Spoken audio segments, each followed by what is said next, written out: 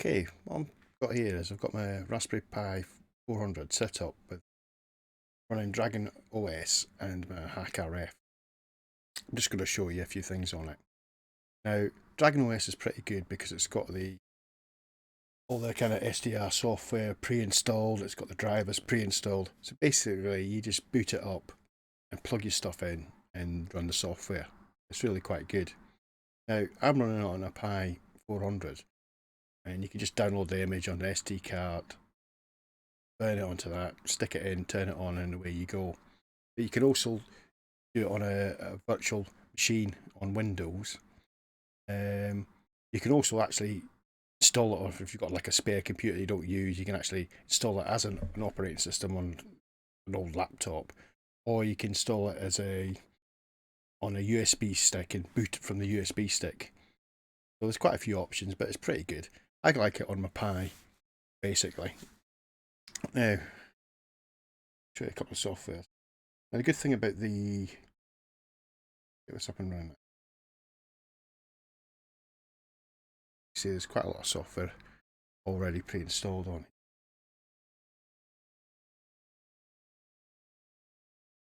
Spectrum Analyzer, here we go. Now, with this, it boots into the terminal. What you got to do is just list it.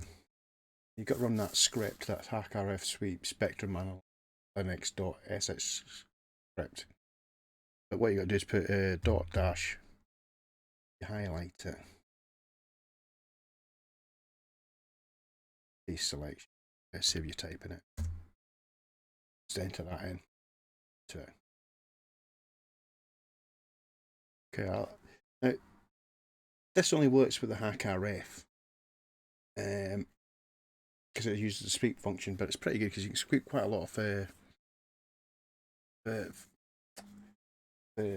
spectrum with it, and then find interesting signals. Well, we're just doing from 2,400, 2,500.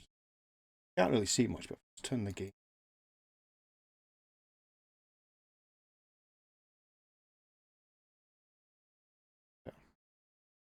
Now we can start seeing signals.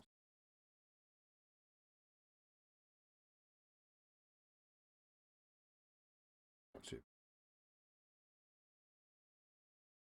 I like to do. I like to see a bit. See the signal. I don't like it in thick. I'm going to turn it down a bit. Depending on your preference, really, a bit.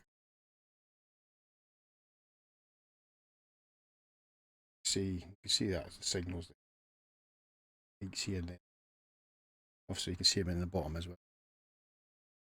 Also, what I like doing is I like turning frequency allocation. I'm not sure how up to date this is or how accurate. Just give you some idea what's likely to be broadcasting in that area of the spectrum. Obviously, you probably go and check online some of the frequency allocation reference sites. Really. Now, with the hackRF, it's right there. hackRF, what I can do. Megahertz, 6 gig. Take a few seconds here. What I'm doing is the full range of the hackRF, basically from 6 gigahertz. You can do slightly more than that, but not very advisable. You see, there's a lot more going on here, and it's a lot more condensed, and it goes a lot slower. That's kind of idea to find interesting parts of it. So, yeah, well, that's quite interesting. What's that? 15.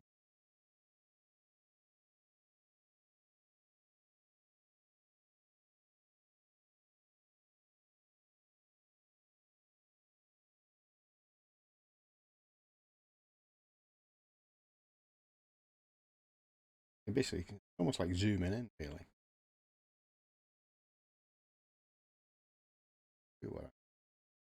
See. signals, stuff like that.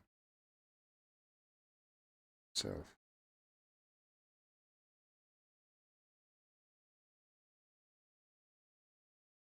seven. We just go along with this, looking for instant part of the spectrum, really. Close that off.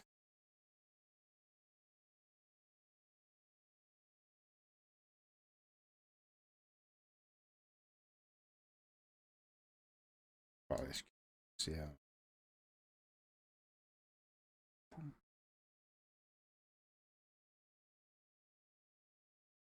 Obviously, with this, you can actually use. I'm using the hackRF, but you can actually use the RTL SDR dongle over this. Both of them, you can just basically plug them in and it works out of the box. You don't have to do any drivers or anything, so it's pretty good. So I'm start.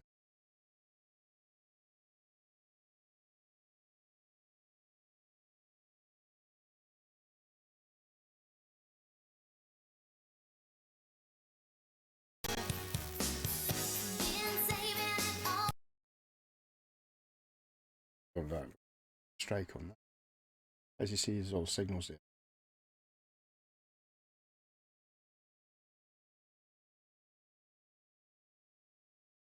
I think we're fiddly putting these in.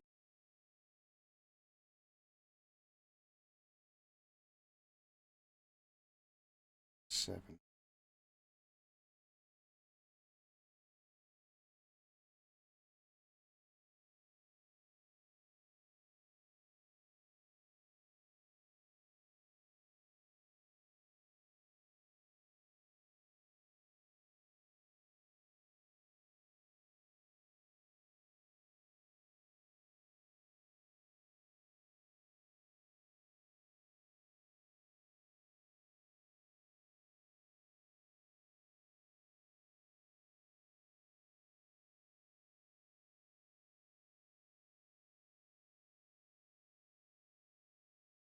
And you find all kinds of weird.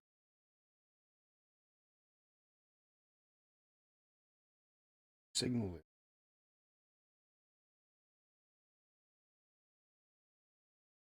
it. No idea what that is.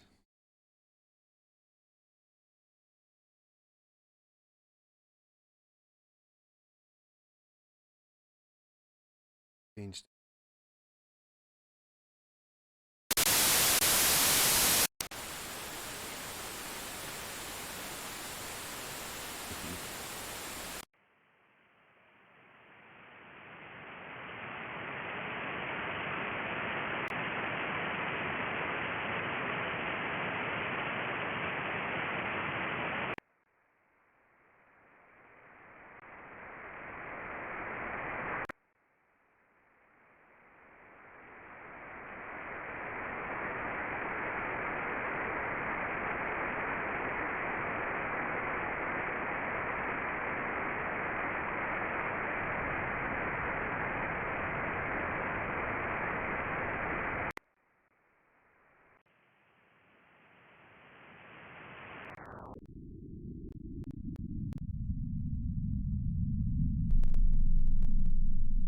Around, find signals, figure out what they are, stuff. Anyway, yeah, thought that was quite useful anyway, and it's definitely a good way to get into it because basically, you know, dragonOS is free. If you've already got a Pi, that's not too bad. You just got to download it. But also, if you run it on like a virtual machine, you can get virtual machines that's free for home use.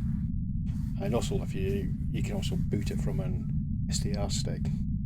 But basically, the software and all mainly free. And you only got the price of hardware with like a basic SDR dongle.